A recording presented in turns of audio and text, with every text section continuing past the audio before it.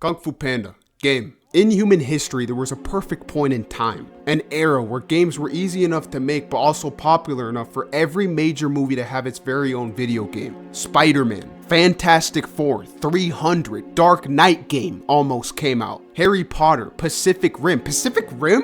What? What? Oh, shit. It was an effort to promote the movie or maybe write off some of the success of the movie. You saw this a lot with Marvel probably being scared shitless being so close to bankruptcy. Iron Man game, Captain America game, Thor game, Hulk game. That reminds me, Green Lantern game. But of course, with the root of the motivation being greed and the super strict deadlines to promote the movie, most of these games were not complete games. The idea of a movie tie-in game isn't even a bad idea. With the right timing, it could be an opportunity to not only promote, but celebrate a franchise. Ratchet and Clank, I didn't watch the movie, but the game was good. The Mario movie fucking sucked my dick, but it still would have been very cool to have a Mario game release alongside it. But anyways, Shrek 3.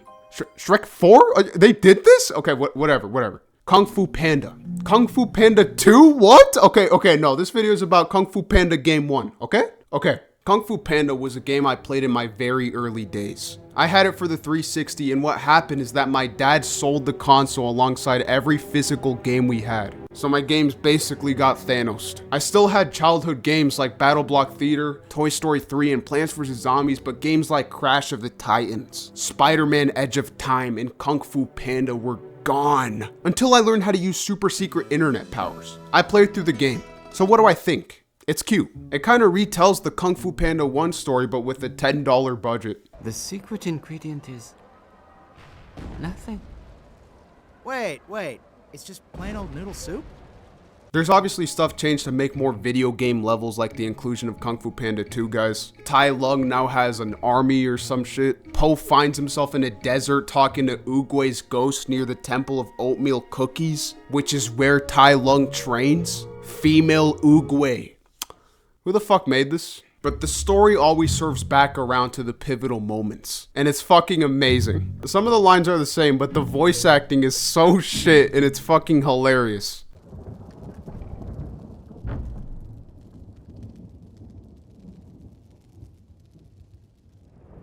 I have come home, Master. This is no longer your home, and I am no longer your master. Ah, yes. You have a new favorite. So where is this Poe? Did I scare him off? This battle is between you and me. There doesn't have to be a battle. Just give me what is mine. Give me the Dragon Scroll. I cannot. It shows how important voice acting really is. It honestly seems super obvious in hindsight, but it is the most important part of a convincing narrative. Great voice acting is truly what separates the sheep from goats. Ooh, looks like our luck is about to change. However, the cutscenes are like 10% of the experience. So how's the actual gameplay? Well, it's basically a brawler combined with a platformer, but like rough. This game definitely shows its identity of being a tie-in movie game. There are some good ideas here, but it's just not a complete game. There are bosses that are very cool looking, but the thing about me is that I'm Po, the Dragon Warrior. You have different playable characters, which are not as powerful as Po and force you to play the game as intended. It's pretty annoying. The objectives are just not what I like to see. Stop Tai Lung's wolves. And the more specific combat dances are, again, rough. But thankfully, you can go back to Po and clap everything until Tai Lung. Yeah, you can't cheese Tai Lung. While some of the difficulty does come from the limitations of the game's mechanics, you do have to respect it. It's a cool fight.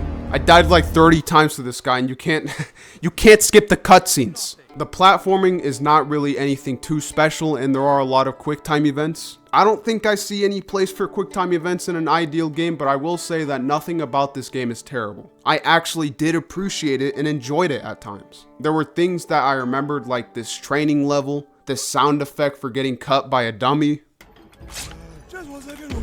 I remember this Tigress boss where I would pass the controller to my dad to do the quick time event for me. And I also remember this balloon popping sound effect with the ballista.